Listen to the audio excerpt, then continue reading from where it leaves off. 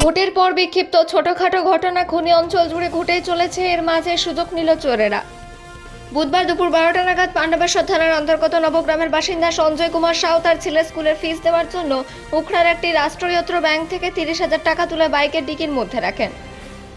তিনি বলেন, ডিকির মধ্যে টাকা রেখে বাজারে যান এবং বাজারে গিয়ে ডিকি খুলে সেখান থেকে ব্যাগ বের করে পাতি লেবু কিনতে গেলে দেখেন ডিকির মধ্যে থেকে ছোট ব্যাগে রাখা টাকা উধাও। একেবারে দিনের আলোয় জনবসতিপূর্ণ বাজার এলাকা থেকে এভাবে টাকা চুরি হওয়ায় চাঞ্চল্য ছড়িয়েছে এলাকায়। অন্ডাল থেকে অজিত মিশ্রা, রিপোর্ট নিউজে।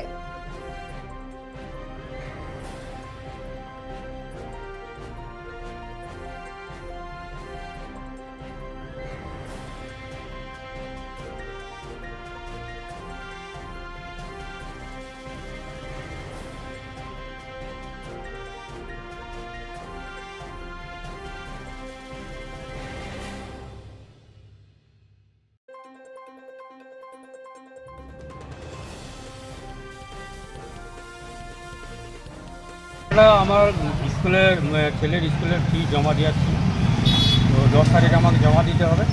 তো আমি বিপি থেকে বলে আমি ব্যাংকে গেলাম, 20,000 টাকা তুললাম। তার সঙ্গে একটা ছোটো ব্যাগ ছিল, ওই ব্যাগের ভিতরে ব্যাংকে তুলতে যে টাকাটা তুলে এসে আমি এখানে এলাম, যে কার্ড দিয়ে নেবো। তো কার্ড দিতে আমি বাড়ছিলাম, চাবি লাগানো ছিল, চাবিটা খুলে আমি কাগজিটা ভরবো করে আমি ওই দিকে কাগজিটা বাড়ছিলাম, তখন দেখলাম যে ব্যাগটা নাই। তাহলে কি গাড়ির ডিগি খোলা ছিল নাকি? গাড়ির ডিকি লাগানো ছিল, গাড়ির ডিকির মানে এরকম লক লাগানো ছিল না, আচ্ছা, এরকম খোলা ছিল। আপনার পরিচয়? সঞ্জয় কুমার সাউ, নবগ্রাম বাড়ি, বাঁকালাতে ডিউটি করে।